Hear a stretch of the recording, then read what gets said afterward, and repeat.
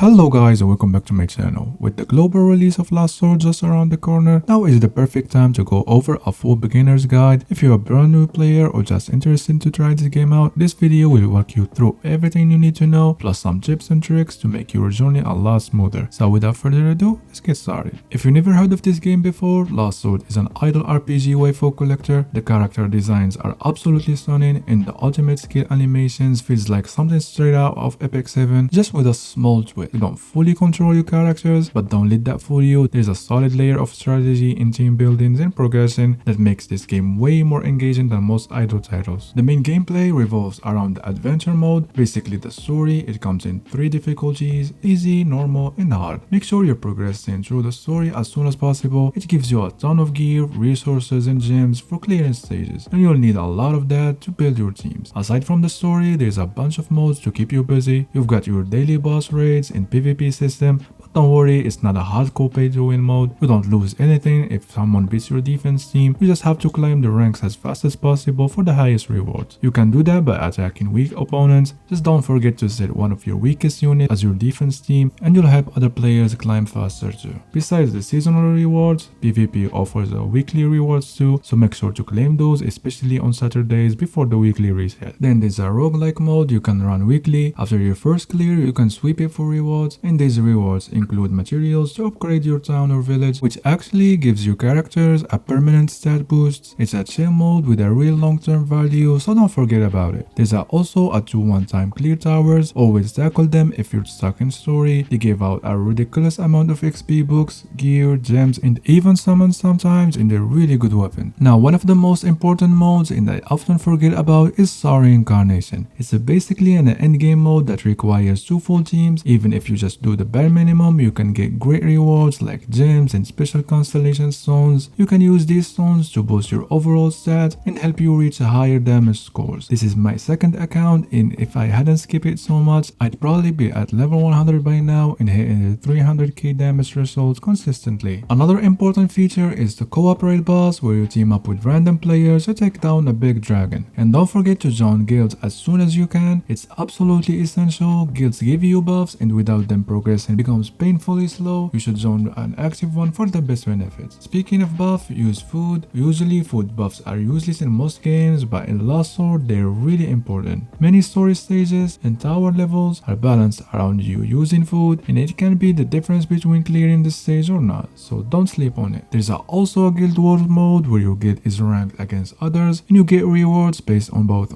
participation and performance. In some event stories, they're absolutely hilarious. Even if you usually skip story content in games, give these a shot. I promise you, you will love it. That's the core of the current content that we have, and the devs are doing a solid job updating things and adding more stuff. They're even starting to add fun mini games, so things are only getting better with each patch. So once you start the game, your first goal should be rerolling. I know it sounds tedious, but trust me, it makes a huge difference in your long-term progress. The process doesn't take that long, and getting a top tier unit early on will carry you through so much of the content. I'll be dropping a separate reroll guide very soon. I go over who to target and how to do it efficiently, so if you haven't already, hit the subscribe button so you don't miss it. You'll be building a team of 5 characters, and each one falls into a class. Things like archer, mage, healer, and so on. On top of that, there's 7 elements: fire, nature, radiance, chaos, and few others. Attacking with the right element gives you a 30% damage bonus, while using a weaker element deals 30% less, so it's definitely matters. The holy element is bit special. Holy units don't have any weaknesses, which makes them incredibly valuable, and not surprisingly, very rare to get them too. Characters are also assigned to a position: front, mid, or back row. Only 2 characters can be placed in each row, and if you place them in their optimal spot, they get a 20% attack bonus. That's a pretty big stat boost, so always pay attention to positioning when building your teams. You can bring up to 3 pets into battles, or 3 gives your entire team a passive stat boost, but only the first pet, the one in the front, can activate its skill during combat. So when you're picking your lineup, make sure your first pet is the one complement your strategy. Pets are incredibly important. Early on, trying to invest in one strong pet, especially if it's featured on a radar banner, and try to get as many copies as you can. Eventually, you'll want at least 3 tier 5 pets to fully boost your squads. Each character has 1 ultimate, 1 active, and 2 passive skills. Ults can be manually timed or left on auto depending on your strategy. HP, active skills trigger automatically on cooldown, and passives are always on. To level up these skills, you'll need the skill pages. Each skill can go up to level 3 by default, but when you reach a Transcendence 3 and 5, you can boost the skill level cap to level 5, which is a huge power increase. Skill pages are quite rare early on. You can find them in shops, through some achievements, certain stages, and sometime in your mailbox. But you won't have enough to max out every character you want, so use them wisely. And only focus on your main team and avoid spending them on low tier units. In around stage 25 or so, you'll start getting way more pages consistently, and then you can start leveling up your secondary characters. Leveling your characters require EXP books, which you can farm daily in domains. Always level your main 5 units equally. The game averages your team level, and if your level is higher than the enemies, you will deal more damage and take less. And if it's lower, it's the opposite. You'll take more damage and deal less. Don't worry if you level up the wrong units early on. The game lets you transfer levels to another unit without losing EXP. It costs a small amount of gold, but it is worth it if you want to change your team strategy against strong enemies. Once your main party hits level 200, you unlock the run table system. After this, you'll stop leveling characters individually. This lets you level all your 5 characters at once, and all of your other characters automatically match your highest leveled unit's level, which makes building new teams way easier. Now let's talk about specialties, and trust me, this part is super important for min-maxing your character. Each unit can roll 3 specialty stats. Think of them as a passive stat bonuses that enhances your build. These stats are randomized and can include things like attack, crit damage, HP, and more. Each stat has a minimum and a maximum value and can be indicated by its color: white, blue, purple, and gold. You can also lock a specific stat you want and roll the rest, but it gets progressively more expensive. So your first roll only costs 1 mystic stone and 50k gold. If you like one of the rolls, you can lock it, but your second reroll now costs 4 mystic stone and 100k gold. If you lock a second stat and go for the third one, it skyrockets to 60 mystic stone and 500,000 gold per roll. So yeah, it gets brutal, but here's the best strategy to save your resources. Try to roll a gold or a high purple stat on your first roll because it's the cheapest and they'll lock it. For the second stat, aim for another gold if possible or a high purple roll. Usually the difference between these two is around like 3% or so you don't have to try that hard. For the third one, settle for a usable blue stat and move on.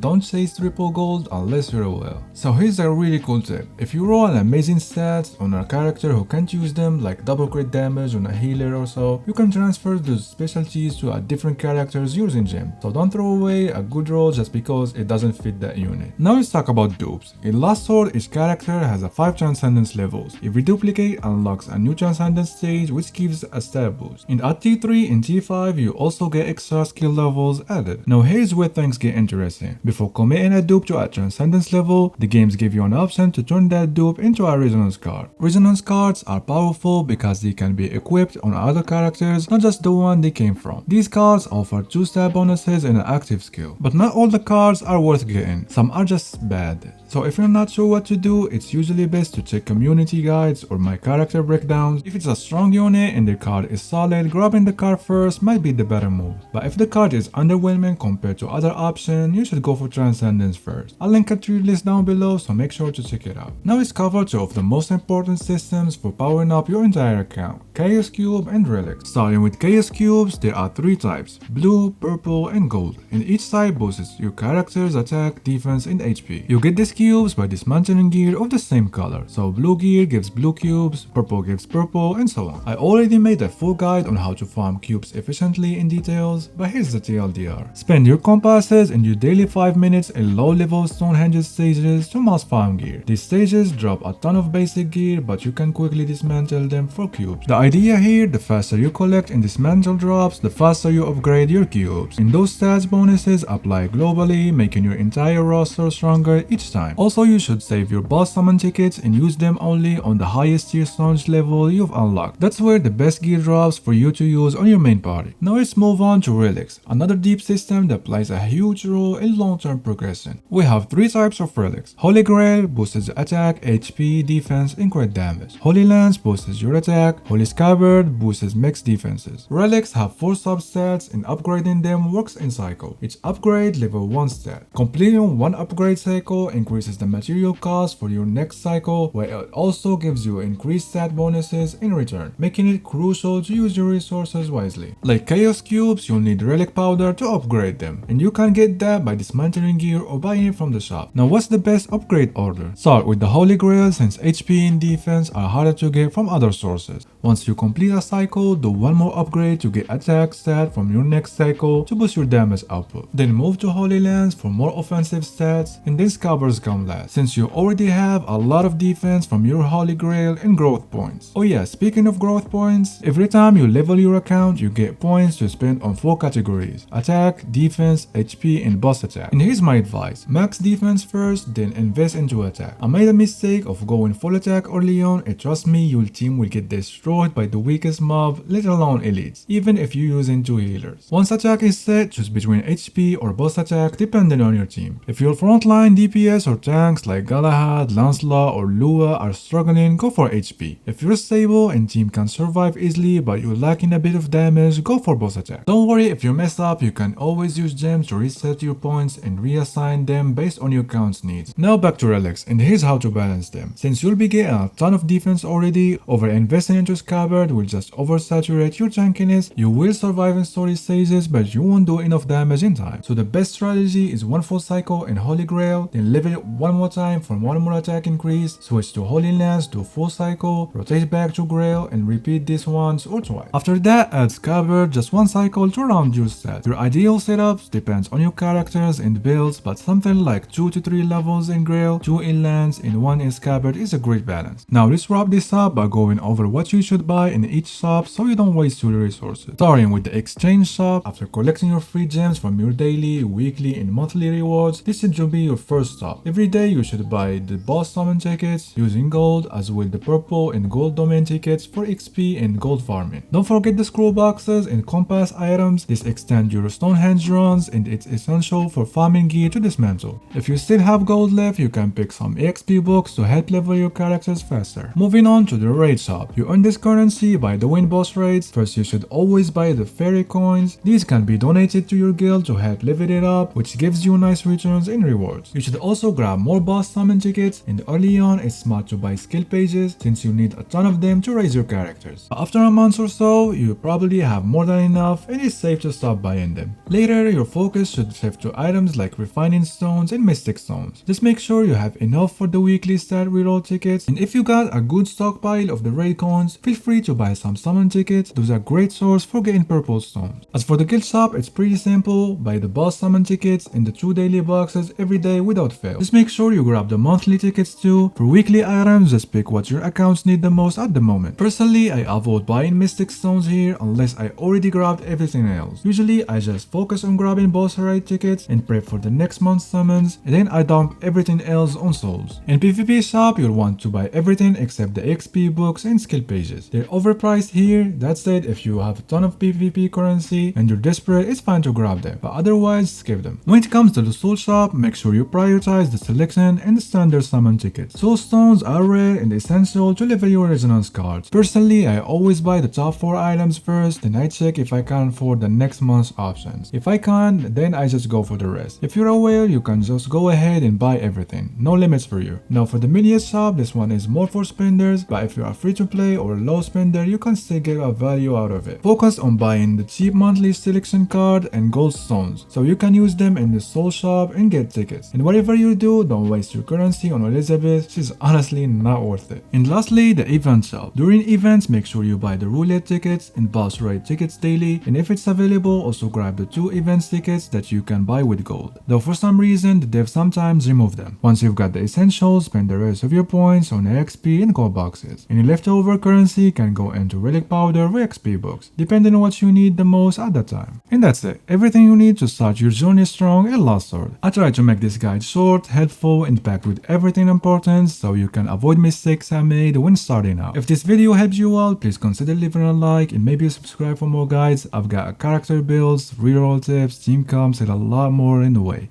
Thanks for watching guys, and see you in the next one. Bye.